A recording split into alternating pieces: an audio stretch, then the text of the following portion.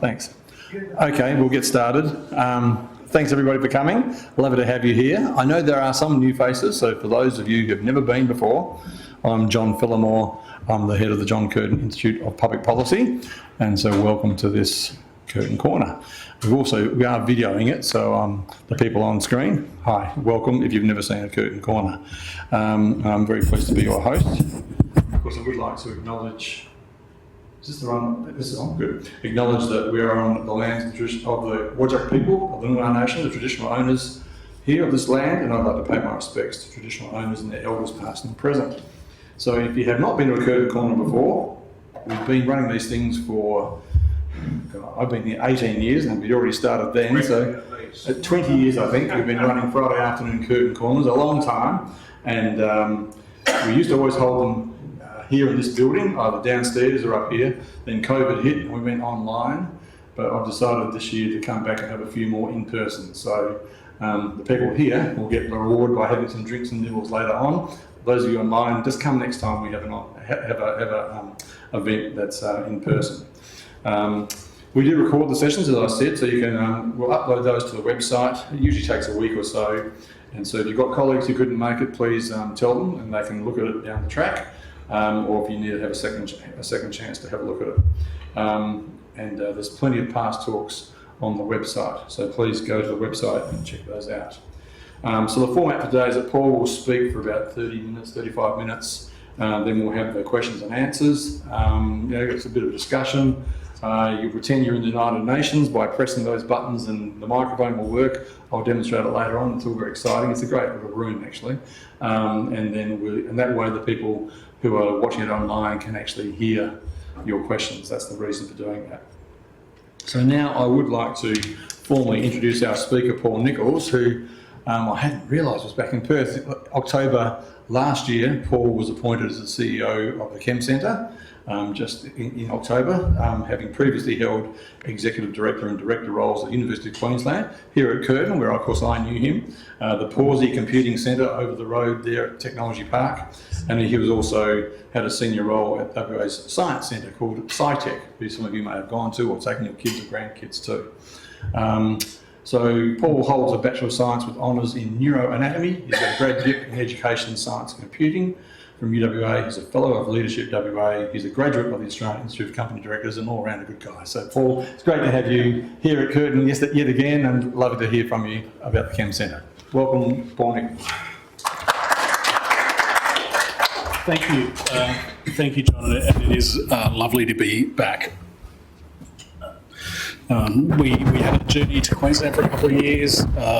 The opportunity to come back, bring family back home was too good to be true, and to land in a role like the CEO of a West Australian government agency is quite exciting, and particularly one that fits my, I guess, the way that I operate, which has been at that interface between universities, i.e. research, industry and government. So I now get to pull on all of those levers to try and have the impact that I want for the West Australian community. So thank you. I also acknowledge the Indigenous owners of the land on which we work.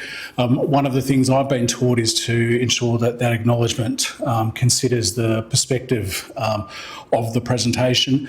In this case, a lot of the work of ChemCentre is about protecting the environment, and of course the Indigenous owners of the land that we work on protected our land for 60,000 years before we came along. So I guess it's a really important acknowledgement of the Whadjuk Noongar community. So marketing people do really clever things. So you'll see there the chemical symbols, if you rearrange them carefully, read out ChemCentre. So it took me a while to work it out before they showed me. So we'll go through the presentation. I'm going to go through a little bit of history of ChemCentre, very short, then the structure and the financial aspects, the Act under which we operate, and then we'll do a little bit of a dive into some of our forensic capabilities, some of the case studies in particular, and then we'll also talk about our scientific services. We'll also do a little bit of a deep dive on mining, given a lot of the work we do is for the mining and resources sector now, and also to support the future economic development. So there's a case study particularly pertaining to the lithium industry that I'll talk about as well. So We've been around since 1908. The Act has not been around since 1908 in that format. Originally, we began to protect the mining industry with the use of explosives, so we were doing a lot of explosive detection. That entity evolved over time, and I'm just going to go to there. In 2007, the ChemCentre-Science Act was initiated. The Act identified a number of things that they were looking for the ChemCentre to do. So to support forensic science and medicine, public health and safety, environment, and crisis and emergency response. So it's quite a range of things, and you'll see that in the presentation, the range of things that we do. We're also asked to undertake research and development, and I'll talk a little bit about that. We are not per se a research organisation in the sense that you would think of a university or CSIRO. Our role, the research we do, is actually to develop new methodologies for chemical analysis, partnering with research organisations to actually then move those new knowledge and new findings into new frameworks for analysis. And then we also have a role, and I was talking to one of our guests today around our role in encouraging student engagement and building that workforce for the state. So we're 160 employees, and about 120 of those are either graduate chemists or technicians. So it is a critical mass for the state, probably one of the largest groupings of chemists in the state. So they also, because of the role that they play, they stay for a long time in our organisation as well. So we have chemists that have been not around as long as 1908, but I think the most recently one that retired the year before I began had been there for 42 years. So quite a substantial amount of time to be practising your skills in one organisation. We also work with other government agencies to define and create regulations. So when new methodologies are developed and we can detect something at a much finer, 1 part per trillion, all of a sudden that pushes the regulators to change the way that they're assessing either an air, a liquid or a material. So, sorry, I'll just jump ahead one there. I just want to talk about values, and I did skip over it only because I wanted to talk about the Act, but the values of an organisation are often things that we put on the walls, and they can be quite often replicated in other organisations. But for our organisation, our ticket to operate is defined by our values. So in particular, the integrity of our organisation is critical, as is the technical excellence. We call that the quality of the organisation. It gives us the ability to stand up in front of a court and say, this is the amount of blood, alcohol that was in the blood, or this is the purity of this drug that was found on this criminal, or this is the amount of lead in the water in the pipes in the hospital, to the point where government or industry can prosecute. So that's really important to us. The integrity of those systems is critical. The ability to track a sample that is taken by a police officer, brought to our operations, then tested, reported, analysed, and then given back to the police for interpretation. So the integrity of that, the custody of that supply is really, really critical. Of course, respect. We all want respect in the workplace.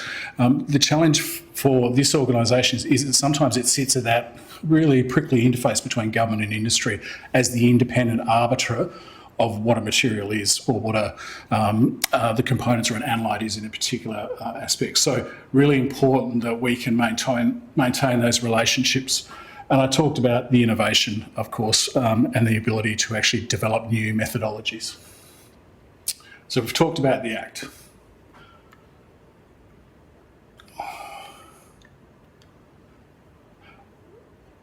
Advisory and analytical services, economic development. So you'll hear me today talk about things where we're protecting the community, or protecting the environment, or protecting animals, at the same time trying to support economic development. So for example, Western Trade Coast, 80% of the population of Western Australia within a 50-kilometre radius of Coburn Sound, one of the biggest economic hotspots in the state, second only to the Pilbara.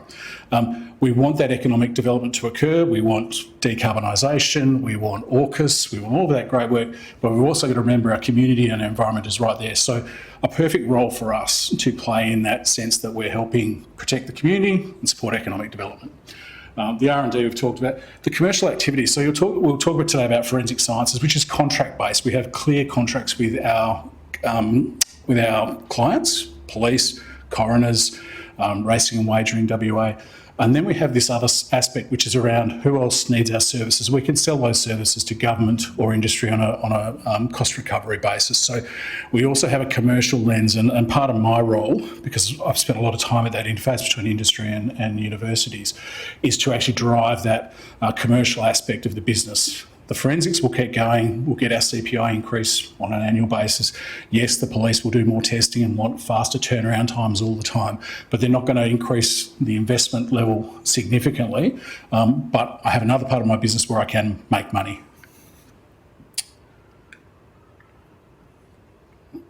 Okay, so this is our structure. So my minister is Stephen Dawson, Minister for many things, but including science and technology. My chair is Treslyn Walmsley, so she's the CEO of Intergrain. Intergrain was a spin-out company from the Department of Primary Industries and Rural Development, Regional Development, thank you, was spun out of there. So she has a really good understanding of how you pull intellectual property out of a government agency and turn that into a commercial entity. My Act also allows me to do that sort of commercial activity. Then we have, obviously, the executive support to help me tick. And then we have the scientific services, and I'll talk about that division, but you can see there organic, inorganic chemistry, emergency response, also a quality assurance capability. So we have high levels of accreditation. I'll talk about that in a minute. Forensic services, we have a toxicology component to that, and then we have a forensic chemistry component to that. And our corporate services, which is about 20 staff plus some contractors. So that's our finance, our HR, our ICT, and that includes a development group, a software development group, because we have a very large investment in building our lab information management system, which is bespoke, but in a well understood technical environment, so we can continue to develop that over time. And then we have the research and innovation that I've mentioned. So this sits on my office wall. It's the Certificate of NATA accreditation. It's been held by us since 1950, so 75th anniversary 2 weeks ago. NATA is the oldest accreditation entity in the world. So last week, we became the oldest, longest accredited entity in the world. So not a bad thing for a little old Perth. You'll see here we were number 8 in terms of our NATA accreditation nationally. The other 7 have disappeared, so hence we're the oldest and longest remaining. A range of accreditations, so our NATA accreditation, therapeutic goods administration, good manufacturing practice, really important. Obviously the quality accreditations as well. So something that means that when we put a stamp on something and says this is what it is, you can be fairly reassured that that is what it is, which is really important, as I mentioned, in terms of court systems. So just the infographic there, you'll see spent about $3 million on research and innovation last year. A forensic science laboratory, 5,750 illicit drug seizures in Western Australia. Clan labs. So we go out when there's a clandestine lab, first responders identify it, we go out with them, and we're there to assess what is going on in that environment before our police, fire brigade, etc., go into that dangerous environment. So we have a van that goes out, it's got handheld testing, it's got instruments on the actual van as well. And so we do some really interesting stuff in that space. Simon, at some point I need to talk to you about working with the 3D printing students here, because there's a lot of bespoke tools that we would like made, and we think they make great forensic/material science projects for your students. Toxicology, so drug and alcohol testing. Cocaine is about to be added to that. It was added in Victoria recently, so that will increase the amount of things that are tested for of our drivers here in Western Australia. Coronial toxicology, 3,290 people that die each year, their blood comes to us to assess what's in the bloodstream. There are new things happening in those spaces all the time. Insulin and synthetic insulin is being used as a sort of end-of-life drug of choice, and so being able to monitor that and see what's happening in those environments or in those bloods is critically important. We'll talk a little bit about the Emerging Drugs Network of Australia, but if you ever turn up in an emergency ward and you're in some sort of chronic state as a result of taking a drug, you want to know that yourself or your family or your children are going to be assessed, and it is understood what drug they have taken so that the right intervention can occur. So the Department of Health here in West Australia has been driving this initiative, award-winning. We provide the technical assessment of those things. Racing chemistry. I talked to you about protecting the horses. We want to protect the horses and the dogs while at the same time supporting that industry. So making sure that it's operating in a safe and legal way. And so we do the urine and blood testing for the dogs and the horses. We also provide expertise and international committees, national and international committees about emerging drugs.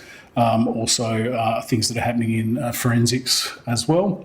And then we have the hazmat service. So we go to about 25 major incidents where there's chemical spills. That can be right down to a white powder incident. So earlier this year, late last year, it was December, Christmas, someone went into William Street and put a bauble on the counter and said, this has got anthrax in it, and walked out.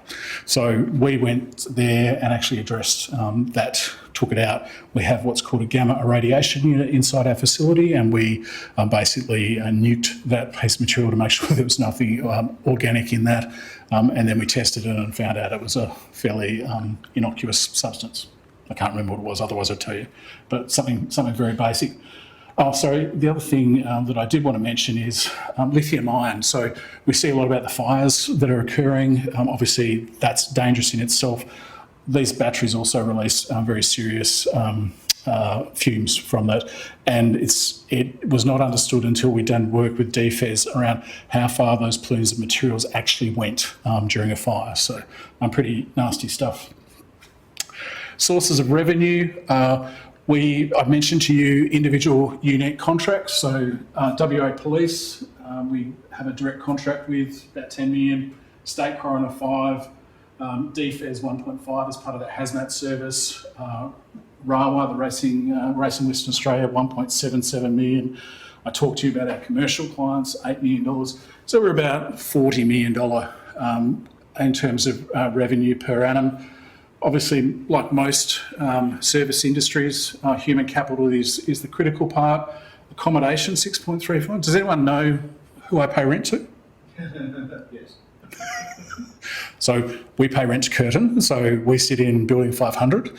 We have a 20-year lease, and that finishes in 2029, at which time we then flip into 5-year options at commercial rates. So that will save us a little bit of money in 2029. So looking forward to that. Of course, depreciation, equipment maintenance. So we spend a lot on equipment to stay at that high level of quality.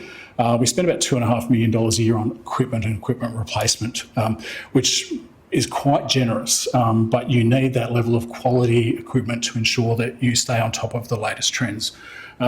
We also dip into infrastructure with the universities. So universities also have unique pieces of equipment that we wouldn't, either too expensive or too dangerous.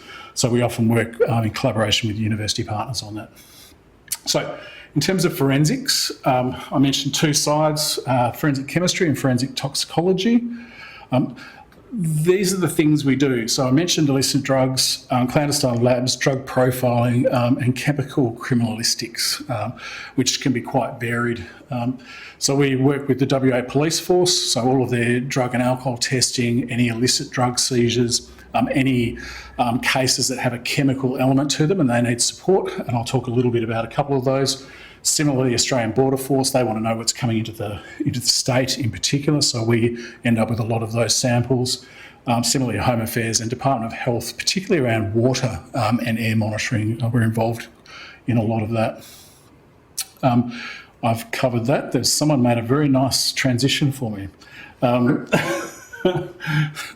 told you about the marketing team. So this is more detailed in terms of the forensics laboratories. Nothing further. So 450 major and serious crimes that we actually contribute data to. So police run investigations, they outsource work to us and to Pathwest, depending on what it is. I mentioned the emerging drug network. I think this is actually a really, really important thing we do to protect our community members.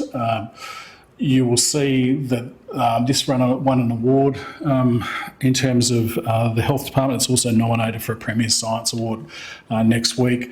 The lead researcher, Daniel Fatovich, out of the Department of Health, exceptional. And this project was funded initially by an NHMRC grant and has now become self-sustaining. So the partners now contribute to it because it's so important, and the health agencies as well nationally. So a great project. Operation Trink. So this is drug spiking in the West Australian community.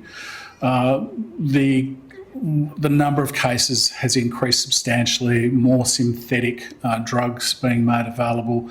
Our role is to provide a self-administered test, so a test for urine. So if I think I've been spiked, I go to the police station, they have these kits, I self-administer the test, and then that comes back to us for testing.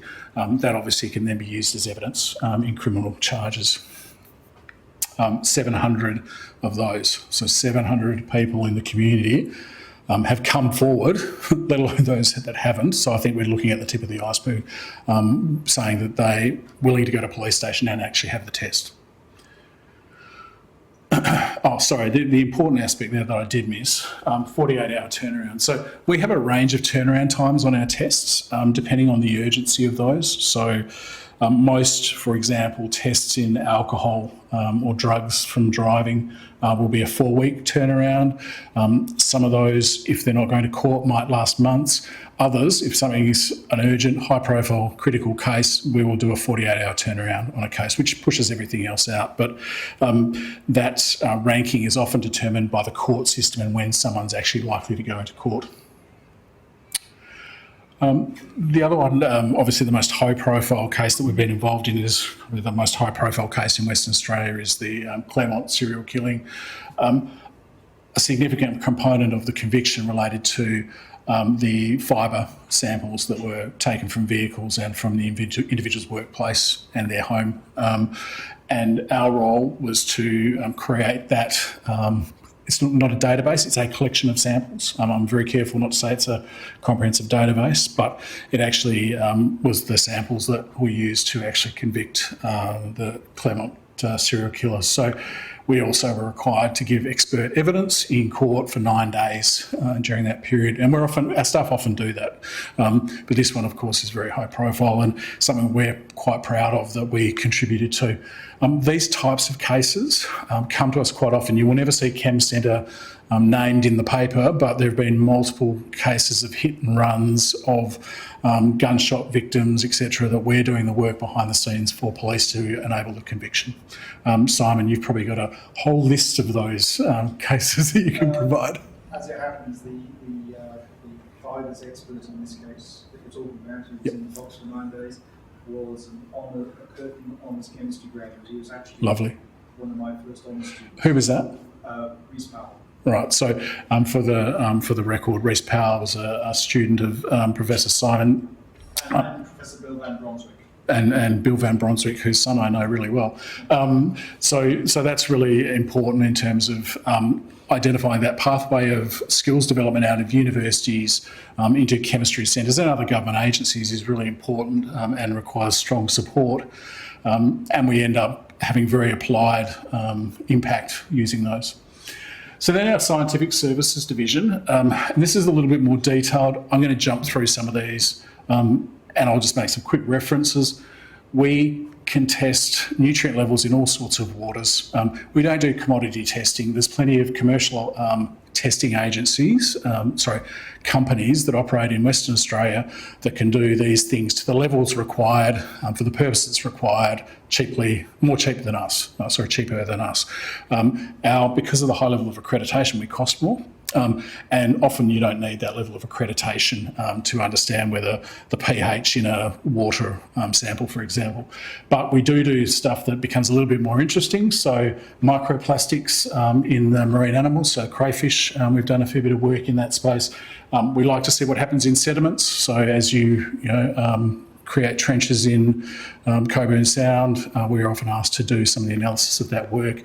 And then when you have an algal bloom, we sometimes might be asked to participate in that as well. Collaborating really closely with the Department of Biodiversity, Conservation Attractions, and the Department of Water and Environmental Regulation. So we see ourselves sitting between many government agencies as a chemistry service rather than those agencies themselves having to develop chemistry services and duplicate. PFAS, the forever chemicals, they are becoming more pervasive. We're able to detect them at lower and lower levels. The regulations are catching up with the levels. So the federal government's putting new regulations in place in terms of drinking water. That will require more testing. So we get involved in a range of those things. We also see a lot of these types of materials in fire and emergency environments. So fire stations, airports, etc. If you go and create a new runway at an airport, you want to make sure that you're tidying up what's going on along as you're going through that as well.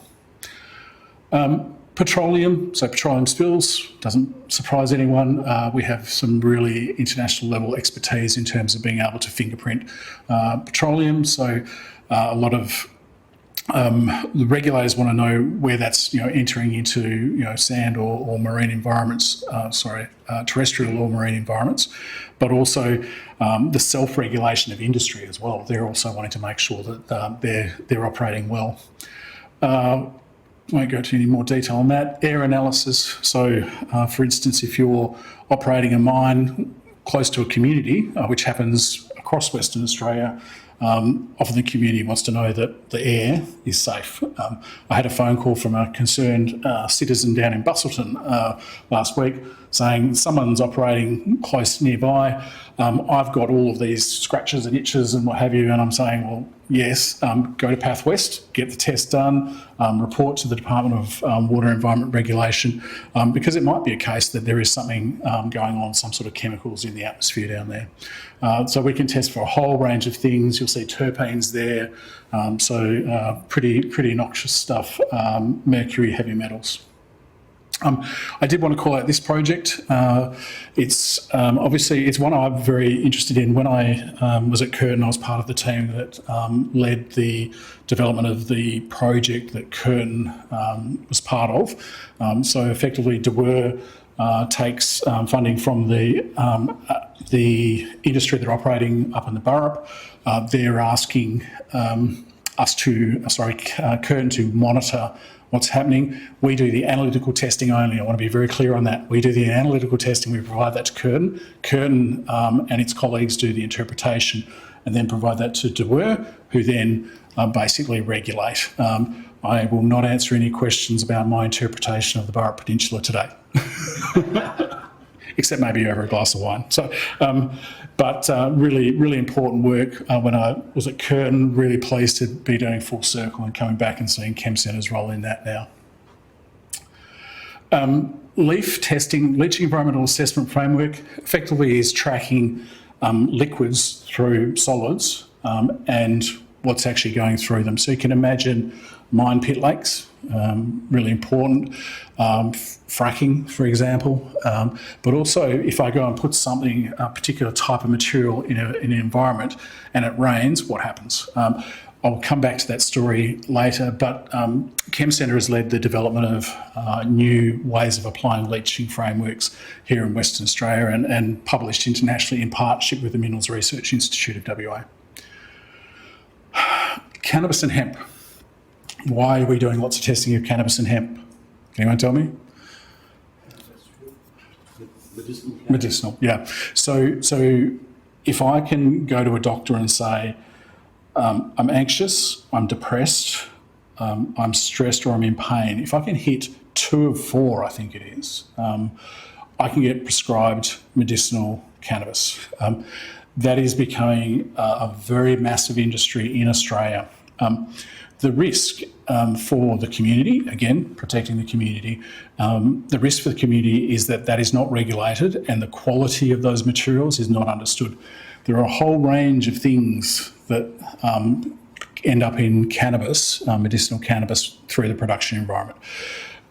ChemCentre is the only accredited government agency nationally that can actually test cannabis for medicinal purposes.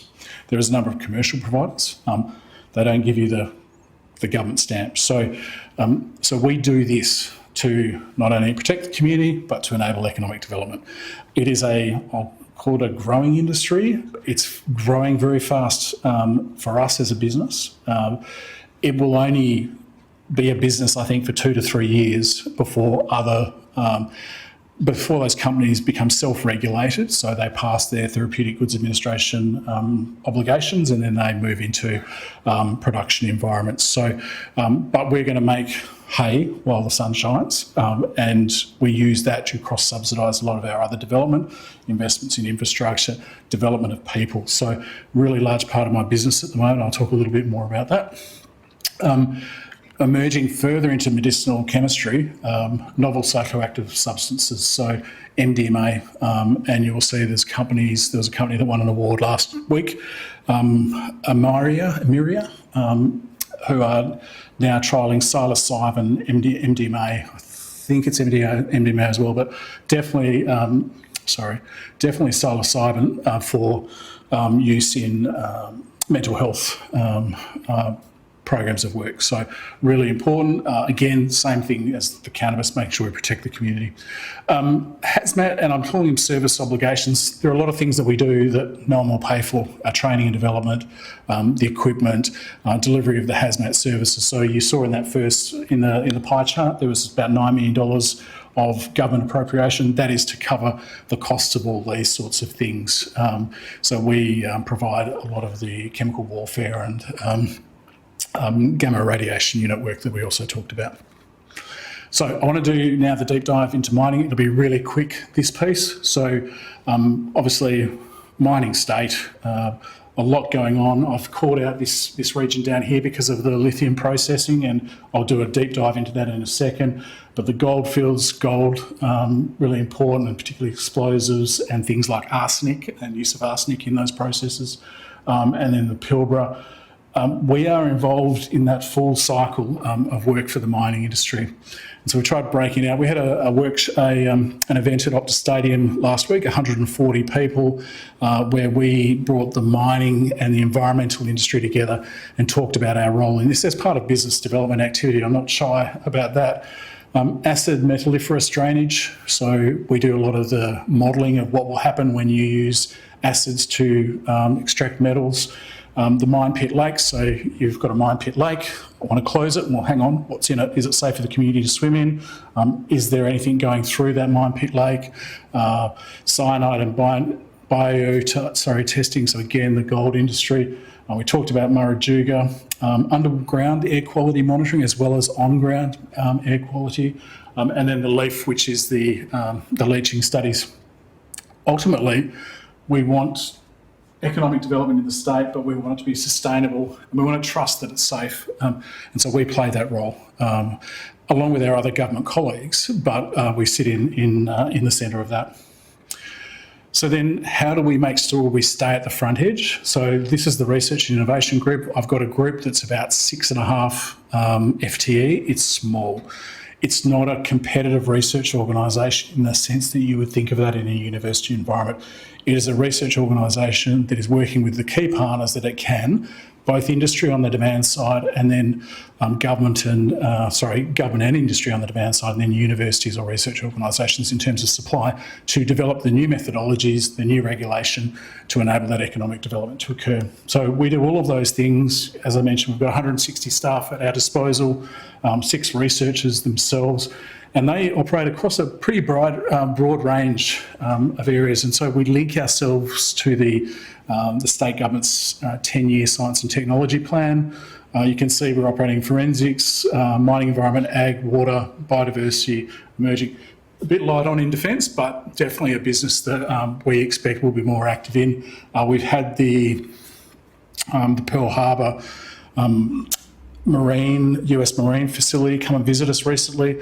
They're starting to look at what are they going to need as AUKUS scales. So more submarines sitting here in our waters, more infrastructure being developed, more people. So 3,000 potential new US Marines sitting in Rockingham region. So that range of economic development is going to need to be done safely, and the community is going to want to make sure that someone's watching. So that's part of the role that we'll play. Pearl Harbor doesn't want to come and have to set up its whole new operations. What it would like to do is access the existing capabilities like ours, but also the commercial providers. Also understanding that some of this will be secure and confidential work that we will not get because we don't have the right clearances to do defence work. So, getting closer towards the end here, John.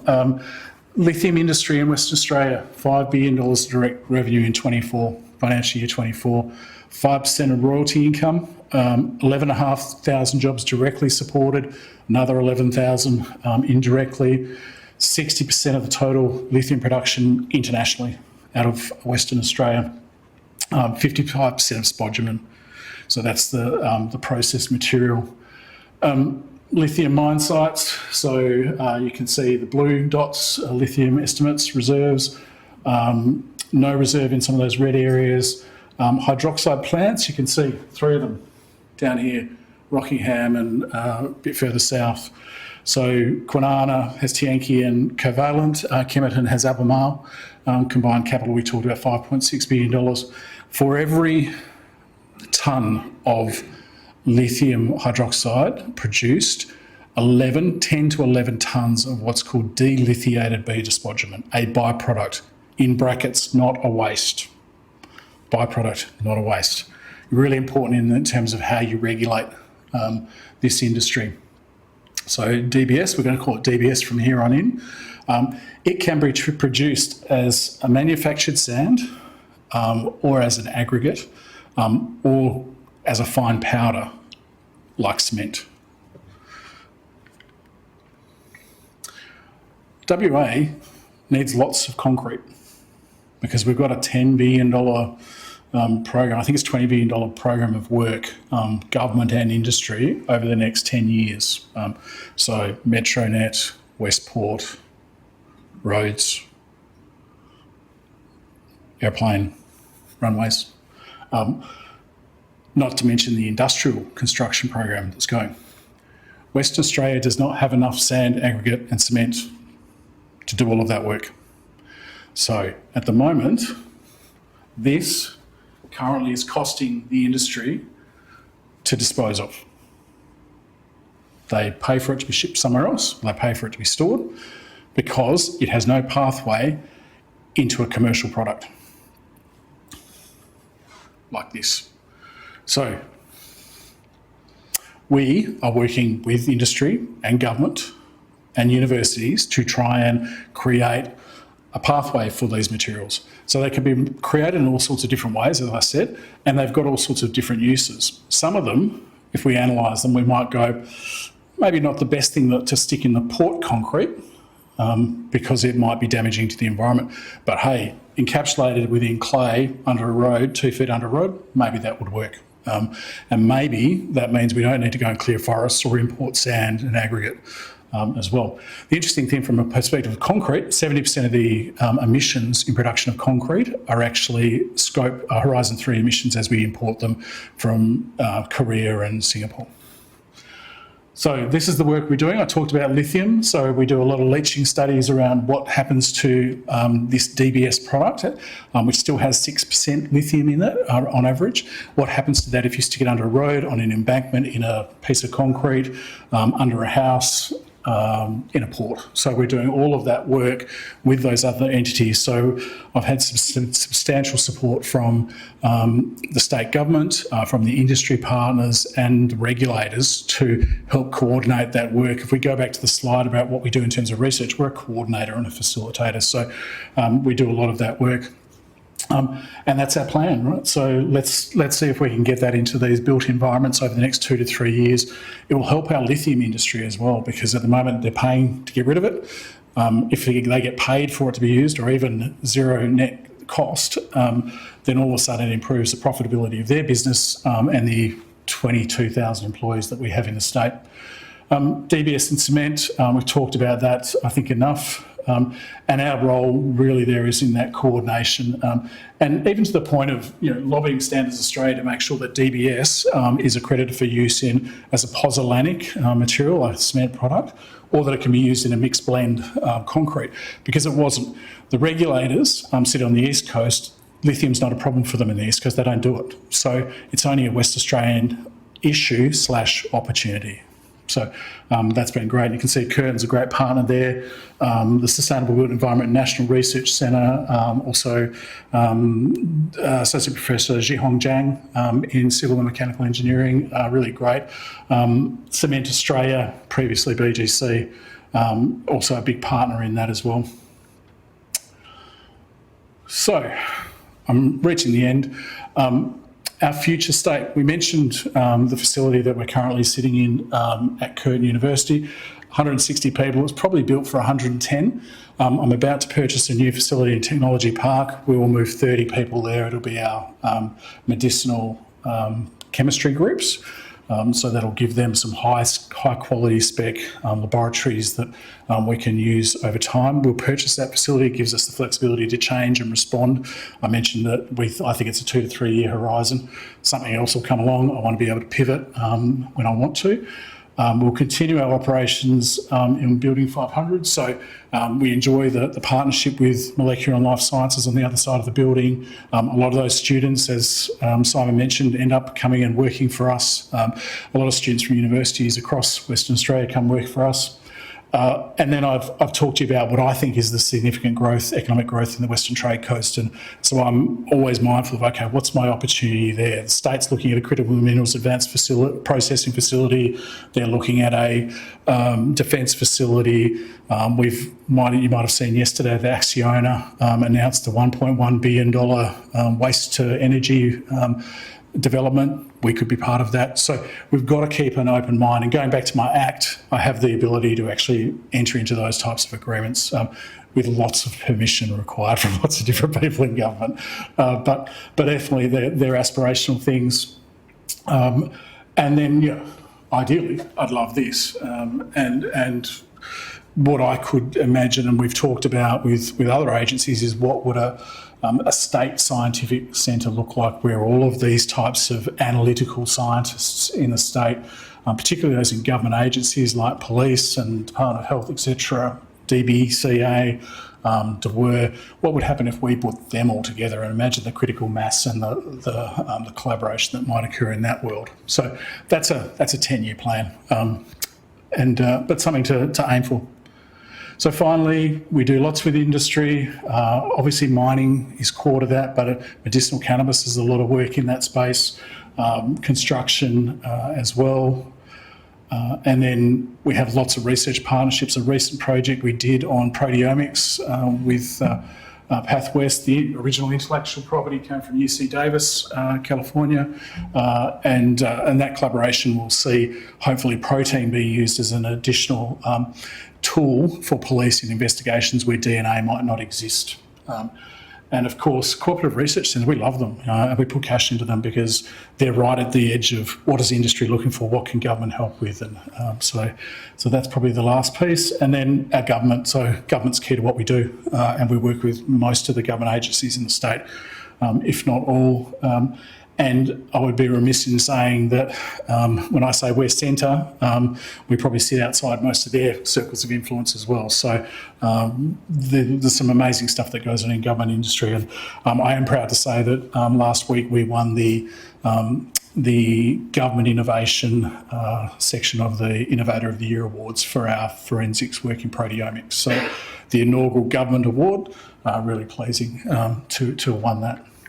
I'm thankful to the government and Department of Economic and Energy for that. Thank you.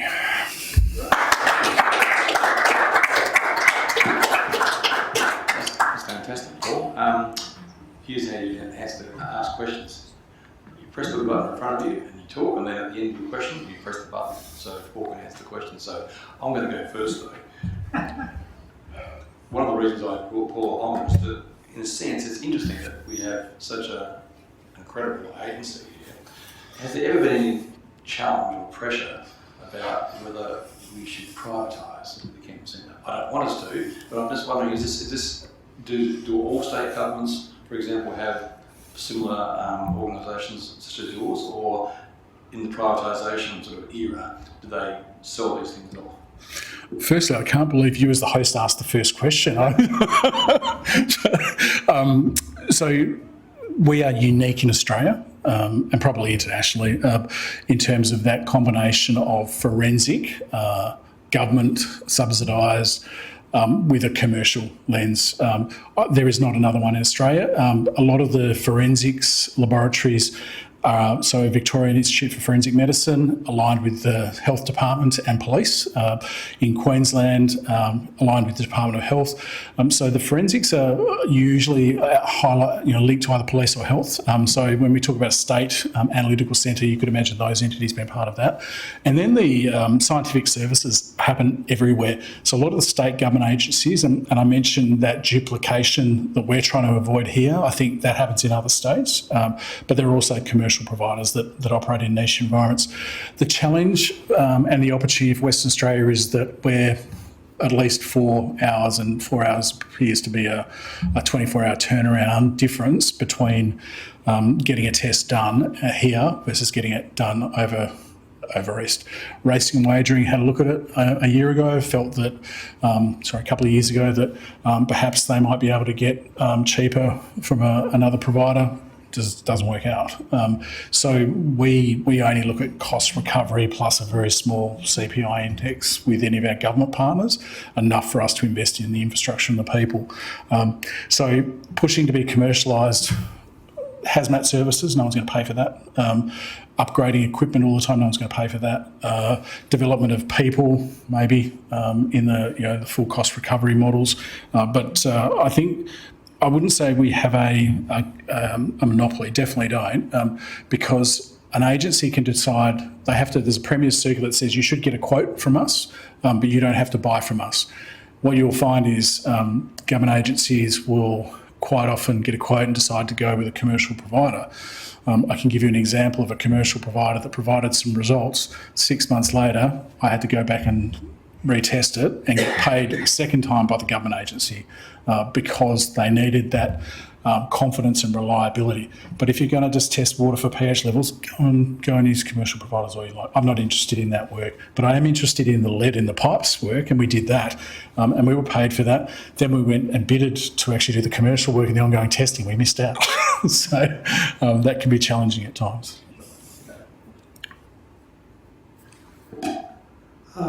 When I was owner building my house, I'd heard that it was good to put fly ash in the concrete.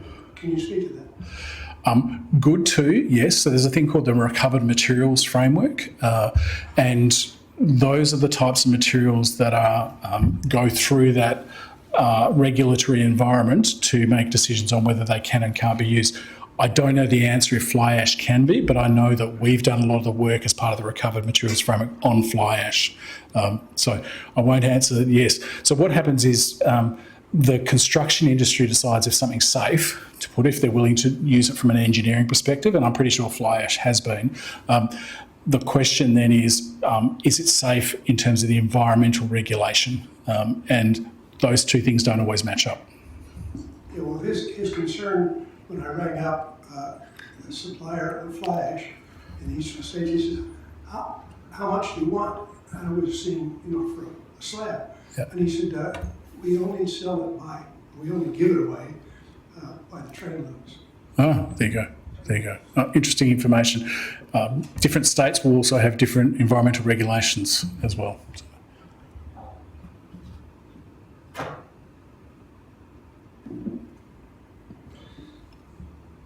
I was going to ask whether you think you're up to Queensland standards of DNA testing, but I asked.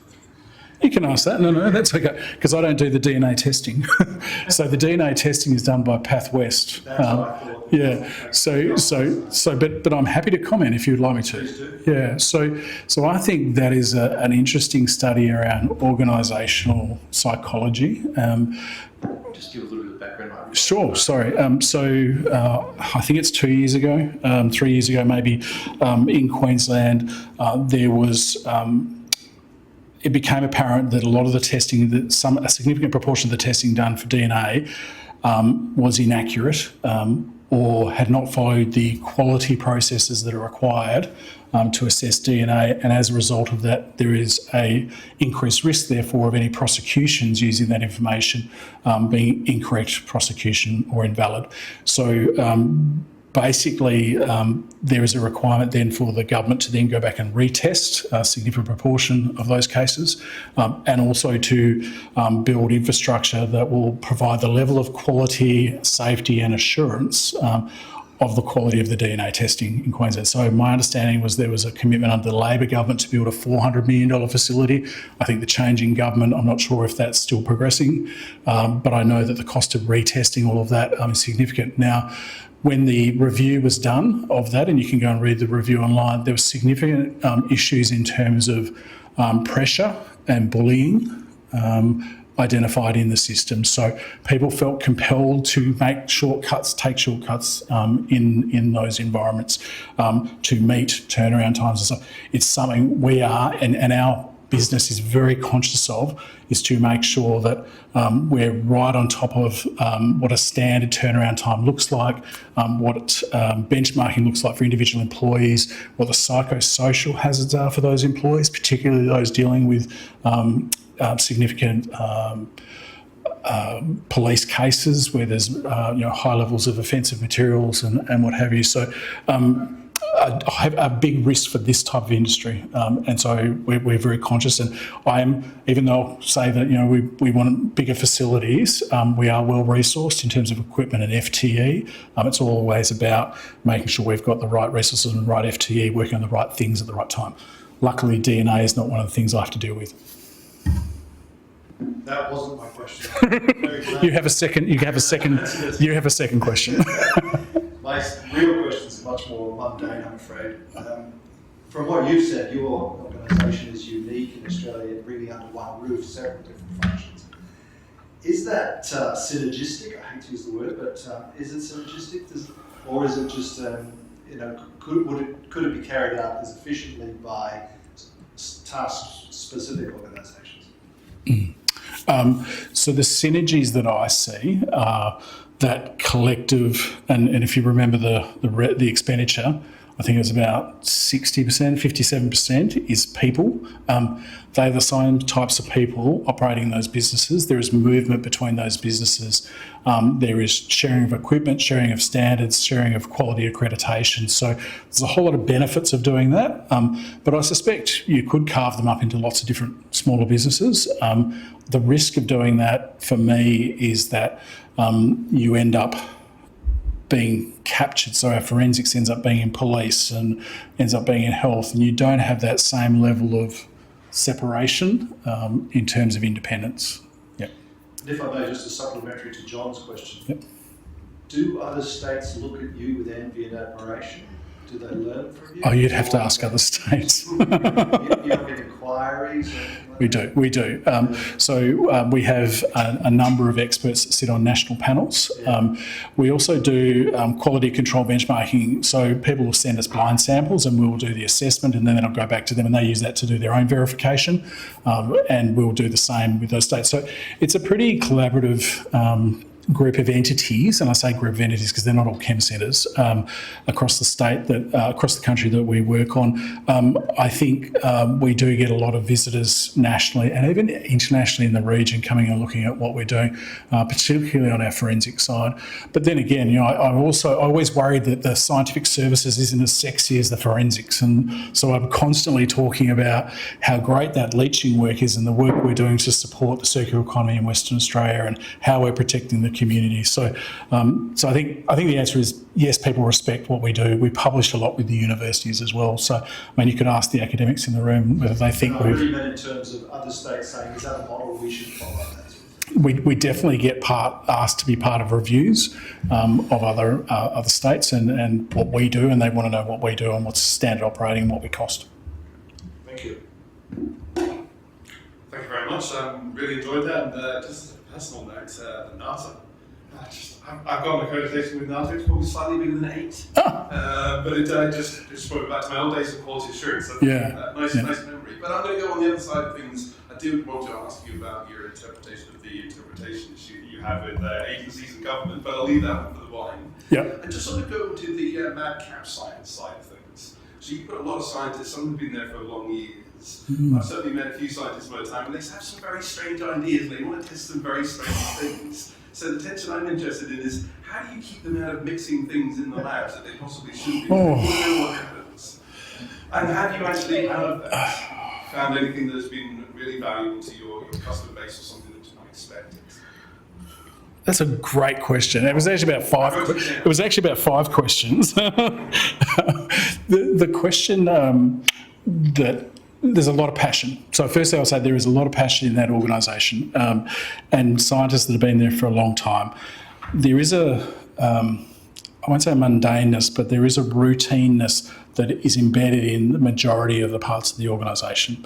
What they love is to be lifted out and to do a little bit of work with the scientists. So they love getting involved in a bit of project work. They also like getting involved in a bit of outreach and going and talking to school kids, which is something else that they do. I couldn't answer the question about whether there's been anything unique, but that leaching study, that was developed by us. We've done sandalwood oils, so we've done some work in that. Tea tree. We've got, I think, about 6 projects with Indigenous groups, just looking at that sort of biodiscovery work. For example, brewery spent grain, byproduct of making beer. All of these microbreweries want something else. Can they create a value-added product? So we do a lot of the microanalysis of that. So I think there's lots of little bits of innovation. As I said, the research is there really to drive the methodologies. Any serendipitous, amazing findings? I don't know, I think is the answer. I've only been there for a year. Simon, anything you're aware of? Well, I keep asking you Simon because a big collaborator for ChemCentre, particularly in the forensic science. sorry, I don't think we all know who Simon is. Simon can introduce himself. My name is Simon Lewis. I'm the head of the School of Molecular and Lab Sciences, but I'm also a long-time collaborator with particularly with the physical evidence people in ChemCentre through my work as a forensic researcher. And we've got I think the collaboration goes back well over 10 years, particularly in the trace evidence space. My colleague, Dr. Georgina Sosier, is also now sort of taking that forward, looking at things like 3D printed firearms and so on. But you were talking about making things. Of course, we actually hold with ChemCentre we've got one of the early national industry PhD projects. So one of the forensic chemists of, I think, Rob's been at ChemCentre well over 10 years, an expert in forensic explosives analysis, is currently doing a PhD. He's based in ChemCentre, doing research for ChemCentre in collaboration with us at Curtin, and he's making stuff that goes bang. Only small amounts. Only very small amounts, but he is, and that's a combination of his analytical capability, because we're looking at characterising it, but he's also has to be imaginative because he has to think the way someone making these things has to think. And indeed, I think there's a long history of that sort of research. In the Clan Lab area, for example, and the illicit drugs going back 20 odd years, I think. The emerging firearms industry, so 3D printed firearms using plastic, trying to understand the source of the material and being able to match that to physical evidence in a criminal's presence.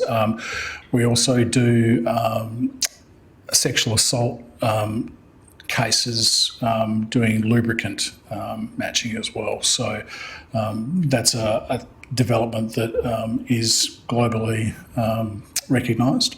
The other, I did mention the proteomics work, so effectively being able to try and identify individuals from proteins in hair. So that's an exciting development. We're down to species level. Obviously gender we can do pretty easily, but we're starting to get to that point over the next couple of years where we think we can get pretty close matching of individuals. It's in a research environment now, but moving that into I'll call it production environment, an operational environment with police, really important. And then looking at what are the licensing opportunities for us here? Can we actually partner with a technology company to actually sell this solution globally, or can we sell it then as a jurisdictional solution so we can go and sell it to other jurisdictions around the world? So there's a lot of, despite how small the research grouping is, the entity itself and the fact that it spends most of its time doing operational things, I think it pushes a lot of really great solutions, intellectual property out. So thanks, good question. Next time I'll go away and have a think about that more so I can give you a better answer. Yeah, good. Paul, we often hear about Western Australia's